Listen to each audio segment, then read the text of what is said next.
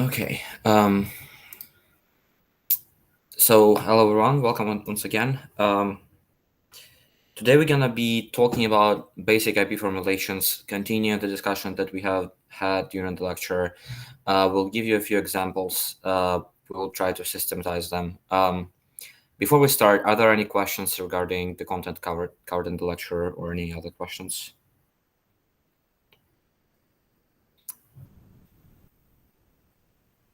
Not right now. You can access the slides on the web on my web page. Um, Not B courses, but the other one. It was much simpler to upload it there. Okay, let's start.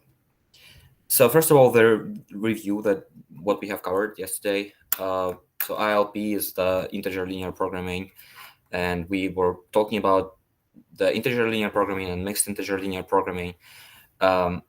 Both ILP and MILP can be seen as a problem of minimization or maximization of some linear function subject to a system of linear constraints that could be inequality constraints or equality constraints, subject to variables being integer or real.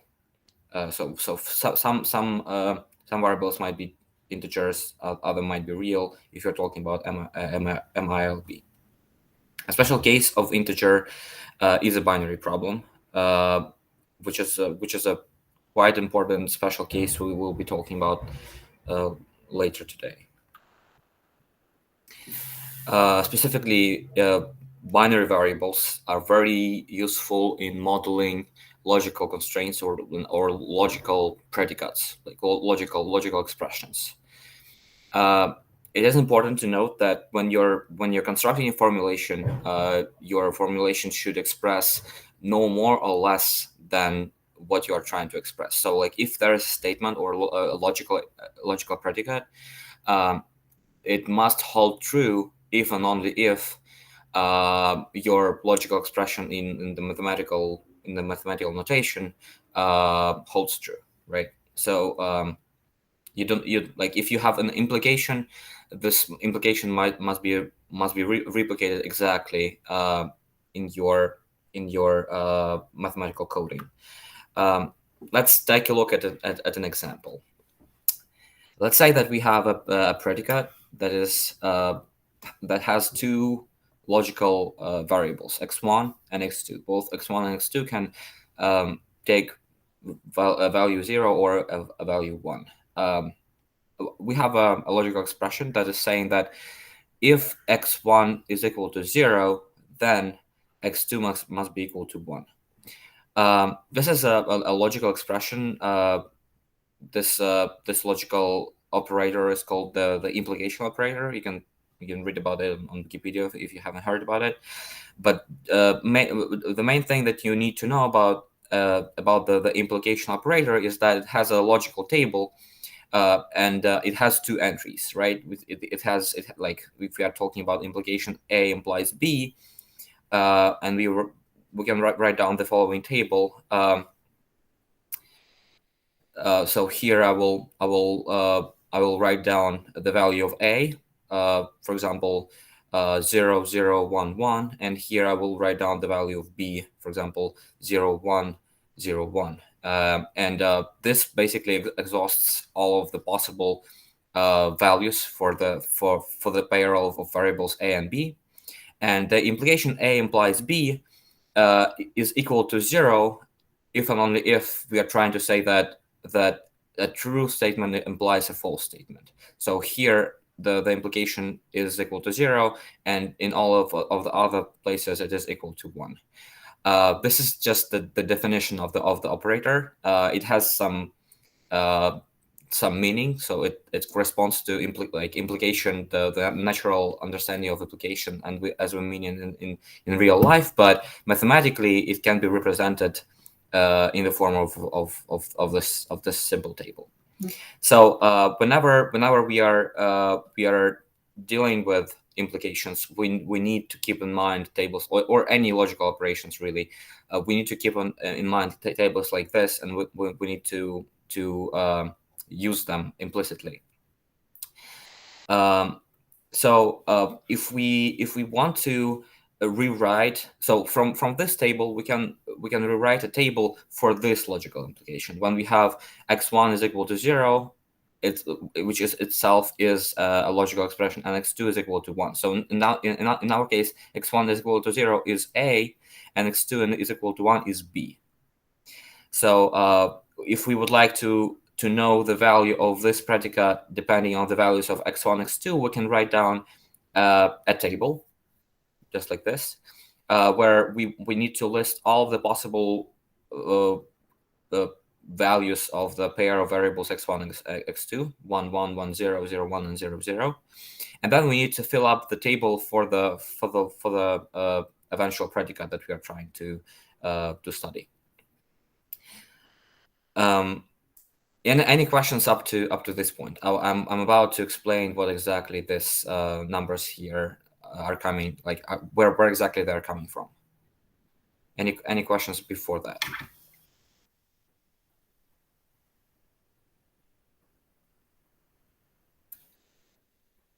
Okay. Can anyone say that they have seen predicates before and like logical expressions and implications?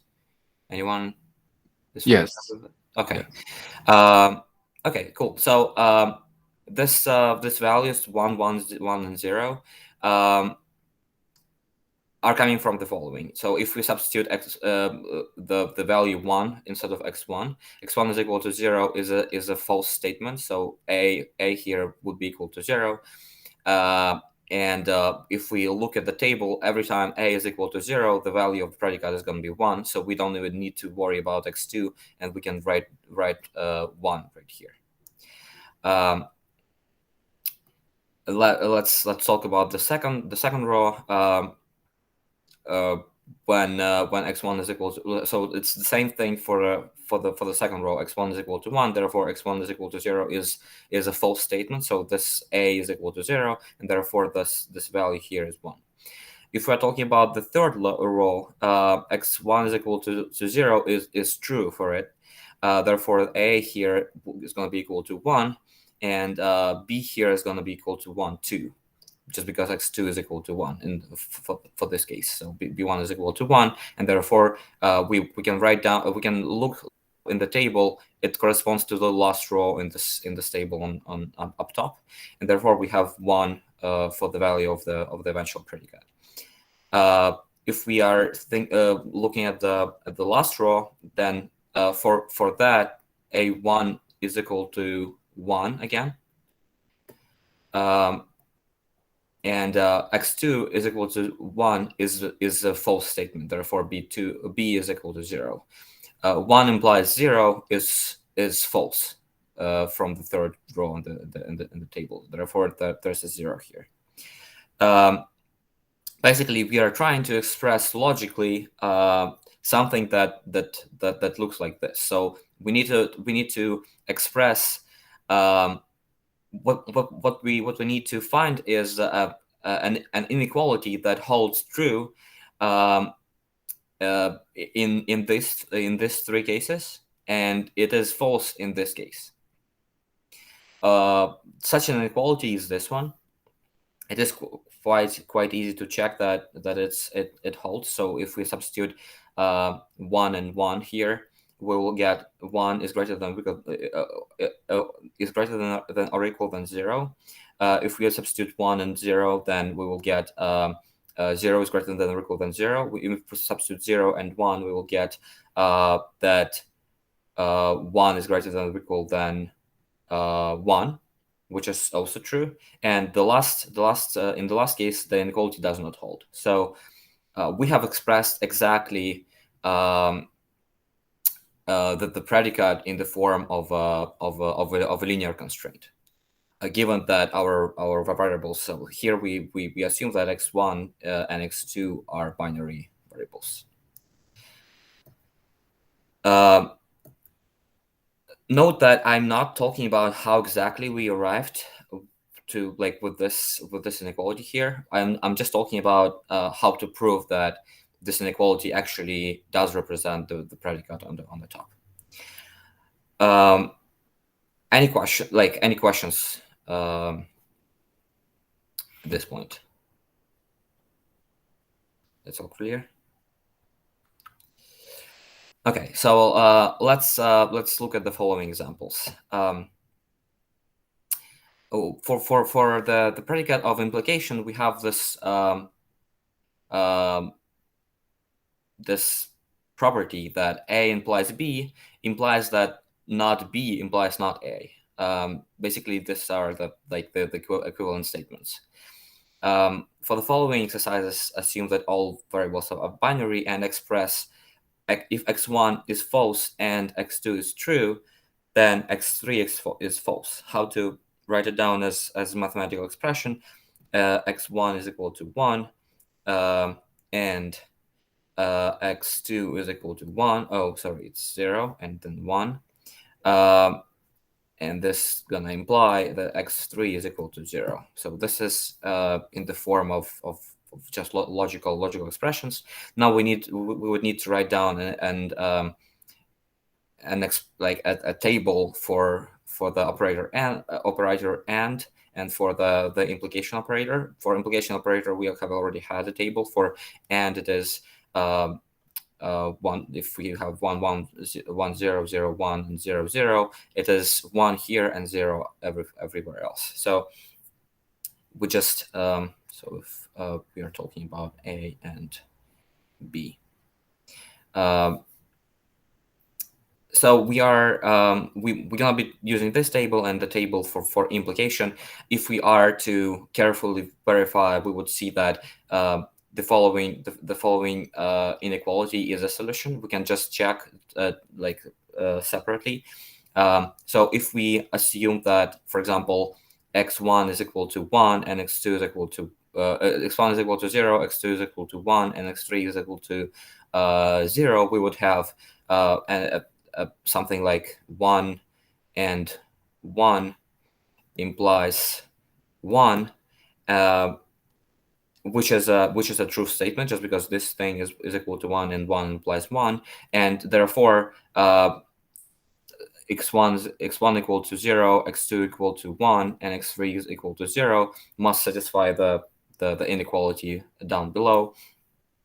So what we might be interested in doing is the following, saying that so what we really are trying to express is that whenever the summation of 1 minus x1 and x2, whenever the summation is actually smaller than 2, we need x3 to be locked in. We need x3 to be locked at 0, right? So basically, we are saying that whenever since the implication is equal to 0 if and only if, we have the first part of the implication.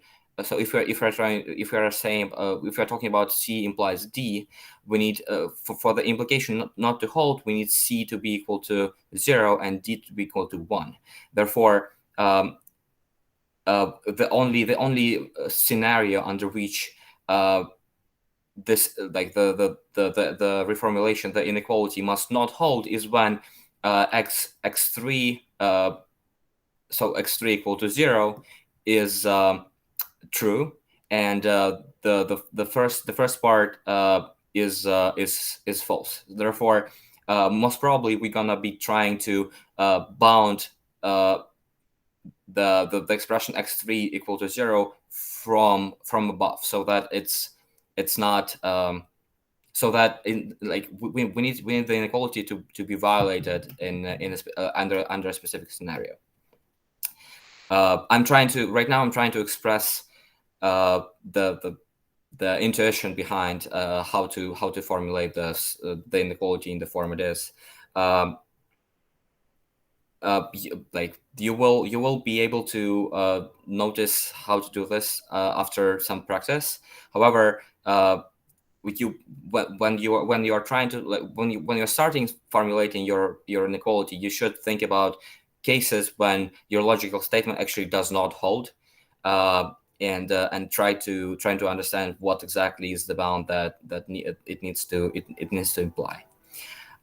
Similarly, we can check that the solution for the second example, where we are trying to express that x1 is equal to true, x2 is equal to false, implies that x3 is equal to true, can be rewritten in this form. In particular, it also comes from the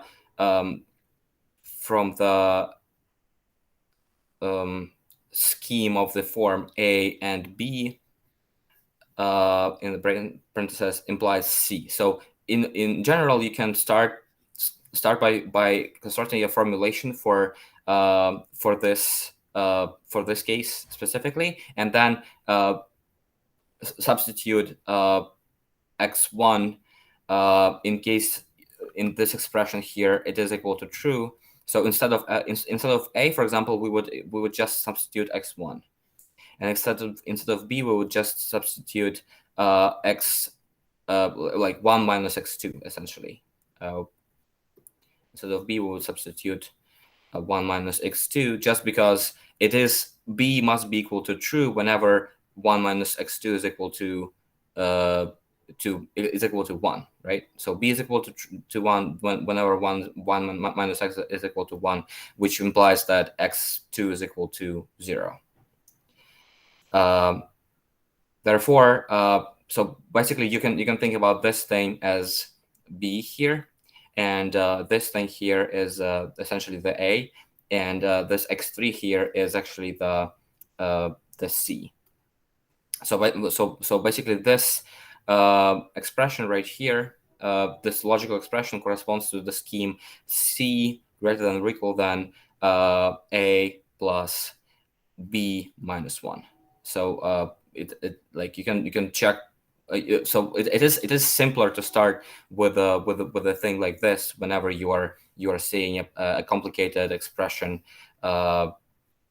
where there are more complicated logical statements.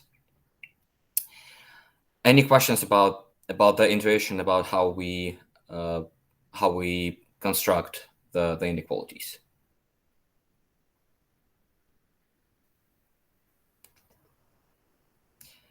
Okay. So just to repeat the overall construction, you start by remembering what exactly the logical tables are. After that, you proceed to generating like more like simpler expressions and inequalities for the simpler expressions, and after that you add more complexity on the way, like substituting different cases, different values, and verifying that everything like that your inequality holds or doesn't hold whenever the logical value is 1 or 0. And in the very end, you would need to construct a logical table for the inequality and verify, like prove that it coincides with the logical table for the original predicate or logical expression. Okay, so let's take a look at the third example where we need to express the expression that a linear function of xi's is greater than b implies y is equal to true. So again, we have an implication predicate here. For this problem, we need to assume that we have an upper bound on the value of the linear function of xi's. In this particular case, we will denote it with m. We will actually carry it out, and pretty much always when you see a big M anywhere, it's most probably it's an upper bound on some pretty large quantity that we don't actually know, or we probably have a way to estimate, but it could be very hard. At this time, we just assume that this bound exists. So for any choice of the variables x1 through xn that is feasible, this bound holds. um, we must think of a constraint that is always feasible. So we are like, again, as before, we had um, like a predicate A implies B, and now we have something like the expression that a linear function is greater than B is, instead of, okay, let's change the notation. Let's say that we are talking about C implies D, and this is our C, this is our C, and this is our D.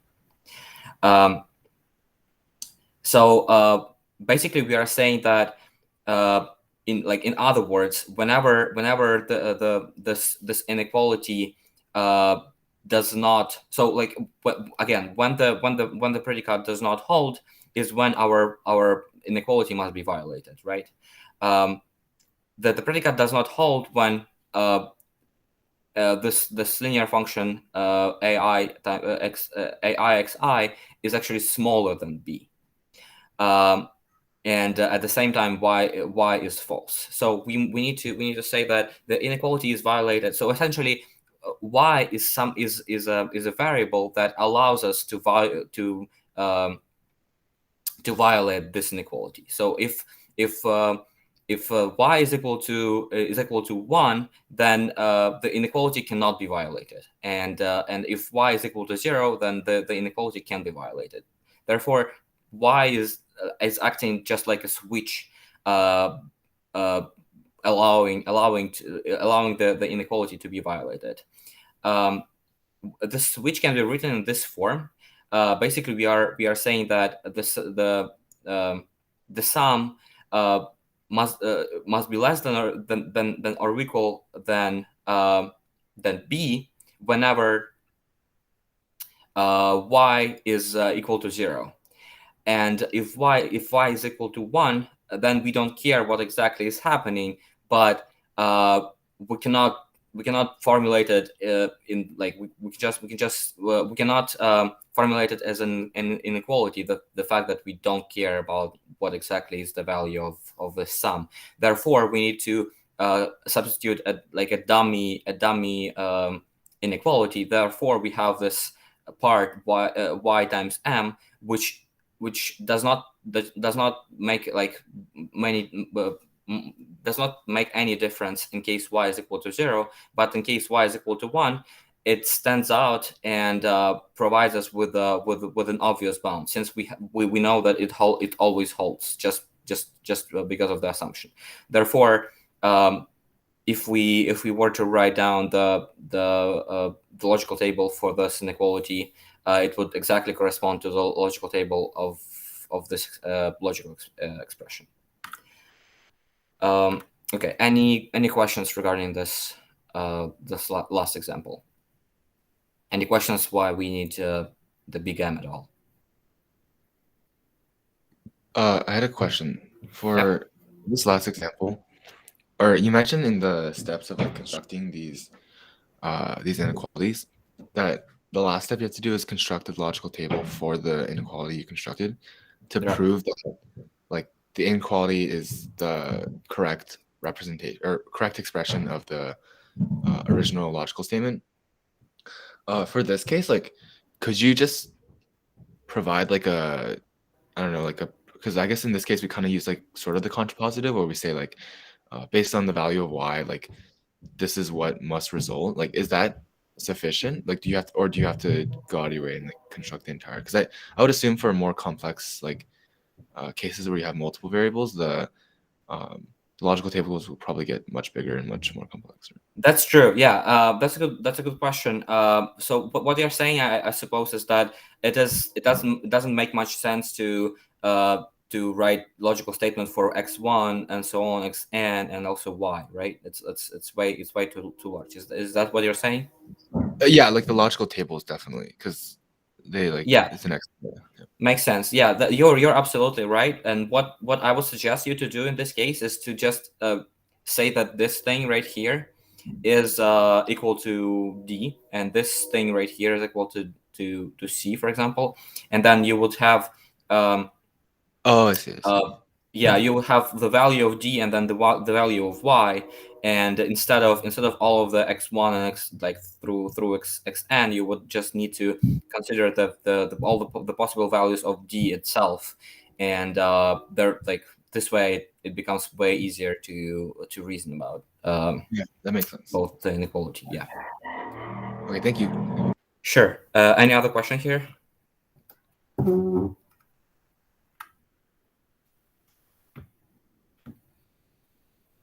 Okay. Thank you very much for the question, by the way. So yeah, the logical statements, when we have like a not equal uh, constraint. So before we had just greater, so the linear function of x must be greater than b, and now we have a linear function of x is not equal to b.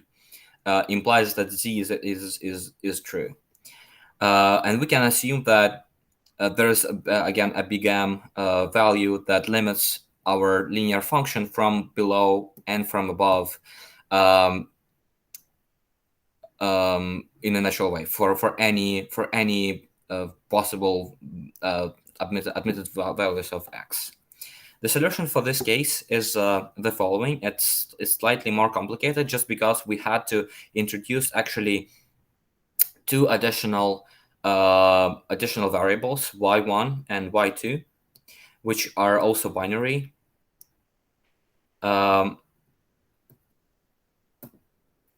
Basically, what we are saying here is that we are instead of just having one condition, we separate it into two conditions. The first condition is saying that the implication that um, the linear function greater than b implies y1 is equal to 1. It's essentially, but it's exactly the same problem that we had like the last problem on the previous slide. Therefore, we can just replicate the exact same inequality that we have had before in here, right? But instead of y, we have just y1. Um, the next condition is the sum is smaller than b, implies that y2 is equal to 1. Um,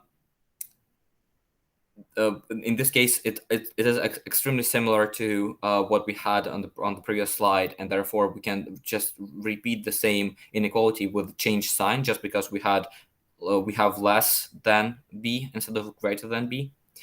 And if we think about the relationship between these two inequalities, these two logical expressions and this logical expression, we can see that basically the sum of ai xi greater than b, or the sum of ai xi less than b, if so okay, so let's denote this thing as c, and this thing d as d, the logical variable d. What I'm saying is that this logical expression here is equivalent to c or d. uh, can everyone see why that is true? um, so what we really need to express is now we need to express that in case C or D is satisfied, Z must be satisfied. Basically, so what we are expressing is C or D implies Z. This can be written in this form specifically. We don't need to we need to just because this is implication, we don't need we don't need c to be to be equivalent to y1 and d be equivalent to y2. We don't need that. We just need the implication signs. just because our eventual sign is also implication. It need like I'm speaking about it as it's obvious. It's actually it would need to be proven, but you can do that. You can prove this the statement by writing down the logical table. Um, what we have eventually is z greater than or equal than y1 plus y2 over 2, which is saying that if y1 and y2 are both equal to 0, so basically that would imply that um, this only can happen, both y1 and y2 are equal to 0. This only can happen when both c and d are equal to 0. um, why so? If either c or d were equal to 1, then 1 implies 0 would be equal to 0, and our inequality would not hold. So this thing here could not possibly happen. Therefore, we are having y1 plus y2 is this summation must be equal at least 1, and z being greater than or equal than 1 over 2 is obviously implies that z must be equal to 1.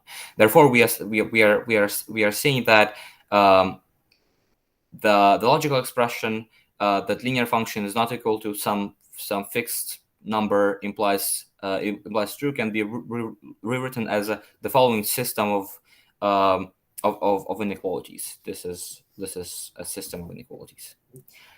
Um, any questions here?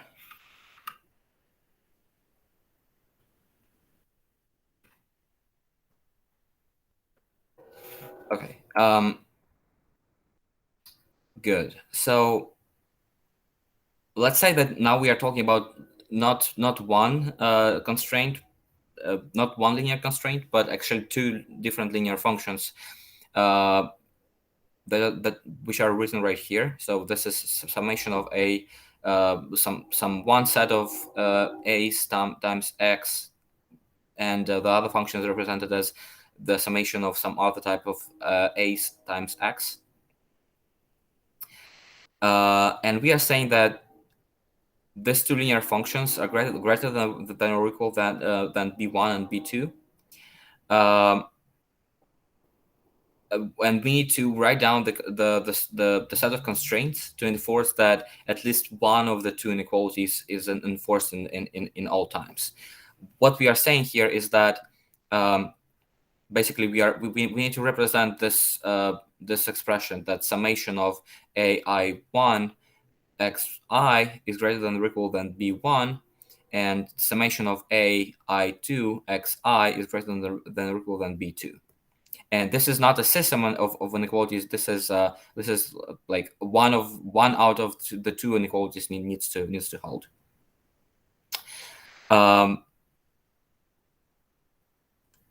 So let's introduce a binary switch variable y that will be telling us which out of the two constraints we are enforcing. Basically, we're saying that if y is equal to 1, we're going to enforce the first constraint. And if y is equal to 0, then we're going to enforce the second constraint. It could be um, written in as the following system of inequalities. And now we would need to check that actually when y is equal to 1, the second constraint actually doesn't hold. Like it actually is an obvious constraint that is redundant, which is the case just because in case y is equal to 1, this part here becomes 0, and therefore the right hand side becomes 0. Which is a trivial inequality because the left hand side is always greater than or equal than 0, just because we assume that all of the x's and all of the a's are greater than or equal than 0. And similarly, whenever y is equal to 0, this right hand side is equal to 0, which means that this entire inequality becomes trivial, and only the second inequality plays a role, and therefore this system of inequality is equivalent to this selection of inequalities. Any question? Any question here about this logical statement?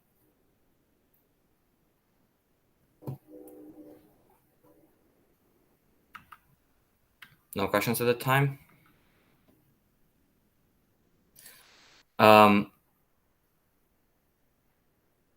Okay, so let's consider the following problem when we have a non-negative real variable, and we assume that x is greater than 0, and we have that x is actually more than greater. It's not just greater than 0, but it's always greater than some small epsilon that we actually know in advance. So we also know that x is smaller than some value big M. So what we need to do here is to separate x from out of from 0 and from infinity.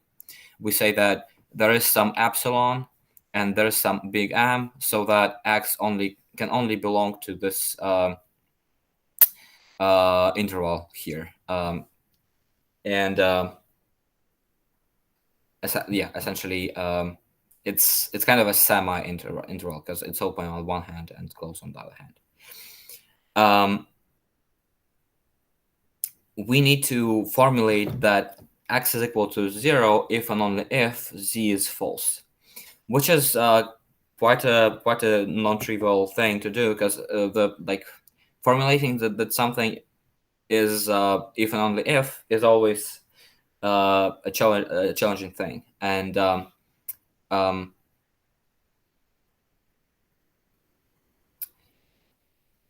yeah, so we need to say that also x can take the value of 0. So x could either belong to this semi-interval, or it can take the value of 0. So this is also an option. And we say that if x is equal to 0, that x is equal to 0 if and only if z is false.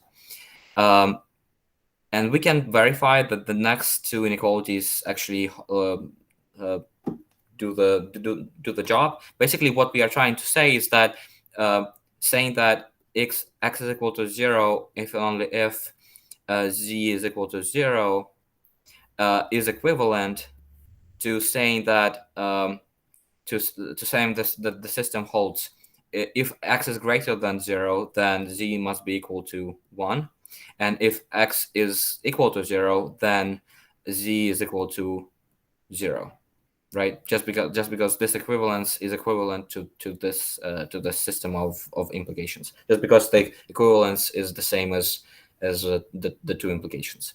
So we just need to model these two implications as inequalities. Just because they hold in the system, we would be able to put this two inequalities in the system and be done with it. The first logical statement can be reformulated as x less than or equal than z times m. Indeed, if z is equal to so we need to verify that the inequality does not hold whenever the implication does not hold, and the inequality holds whenever the implication holds. So we think in the following manner. So when the implication does not hold, when z is equal to 0 and x is equal to 0, right? So this thing is false in this case, and this thing is true in this case. So when z is equal to when z is equal to 0, then we have a 0 on the left hand side, and we have when x is greater than 0, then we have something that is greater than 0 on the left hand side. So something that is greater than 0, less than or equal than 0, obviously does not hold. And similarly, we can check that whenever z is equal to 1, whenever z is equal to 1, we have the inequality that limits x from up above, but we know that x is actually always less than or equal than m, so this inequality is just trivial. Therefore, the implication and the inequality are proven to be equivalent. A more interesting story is happening with the second implication, where we have z equal to 0 and x is equal to 0. When z is equal to like basically what like we would like to limit z from up above by some constant, but this constant in order for this limit to be trivial with when x is equal x is greater than 0, we need some limit. So we basically we need right hand side to be greater than 1 whenever x is greater than 0. Uh, this can be done only if you have something like this in the assumptions. In this case, you can just divide x by epsilon. Therefore, x divided by epsilon is going to be greater than 1, and z less than something is going to be is going to be always satisfied whenever x is actually greater than 0. Are there any questions about the system of inequalities that we have got for this example?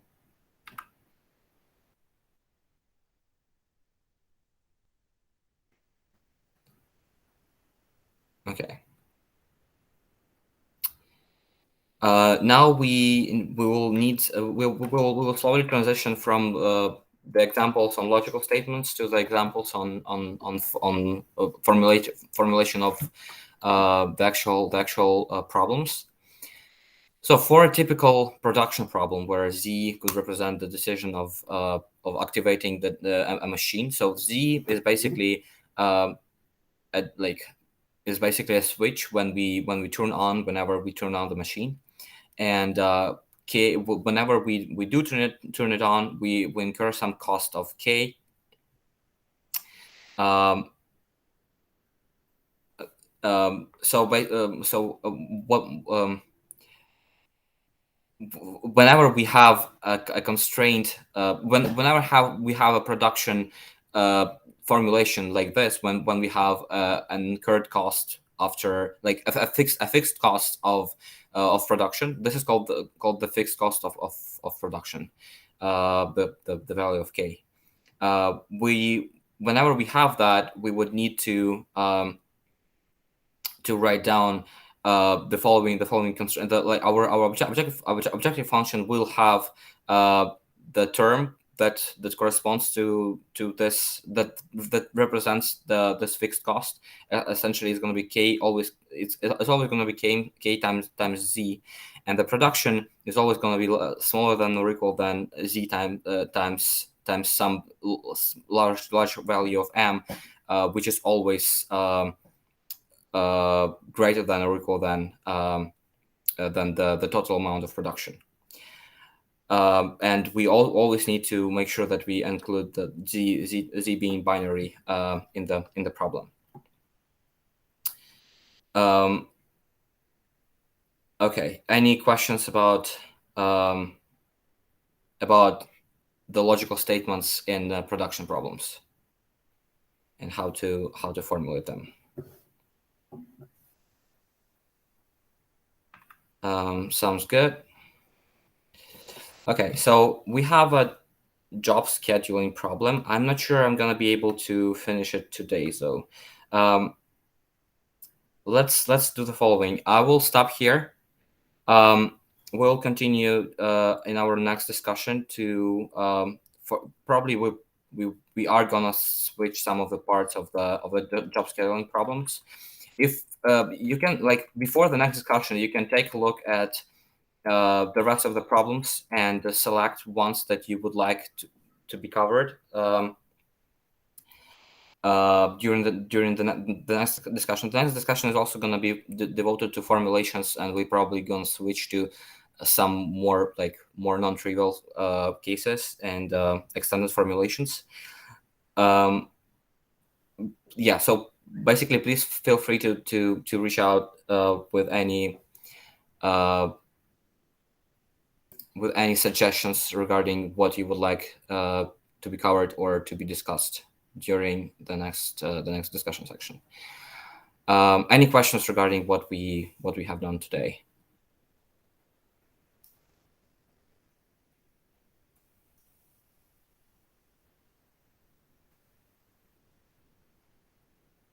Oh, sorry, I had a question. Hmm. Would it be useful to go through the problems you just mentioned, like we just worked on, to actually like formally prove them using the logical tables as you mentioned? Yeah. Or do So you mean just taking one of this, just for taking one of these problems and writing down the logical tables? yeah, like going like is that like would that be helpful to like go through and prove it like I guess concretely or rigorously in that essence? Um, you mean help? What exactly would you like it to help?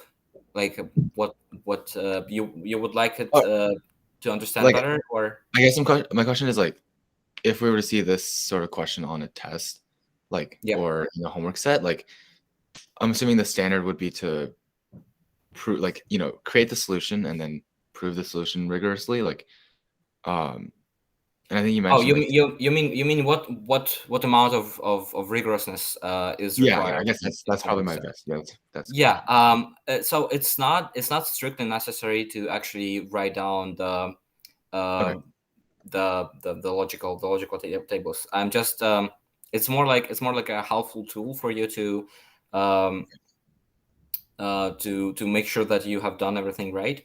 If you can do it like just like in your mind without writing it down, it's all cool.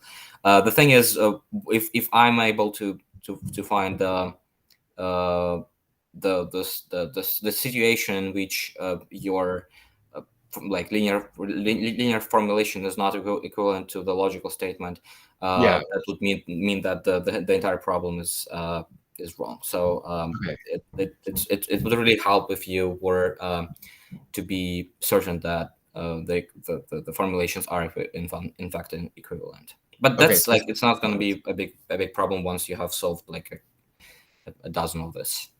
yeah, okay, that makes sense, that makes sense, thank you. Sure.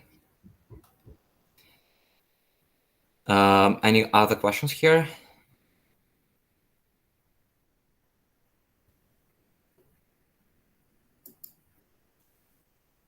Have you guys got a look on the homeworks?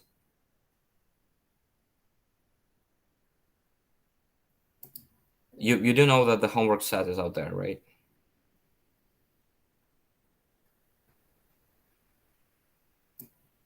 Yes, it's on B courses, right, in the files.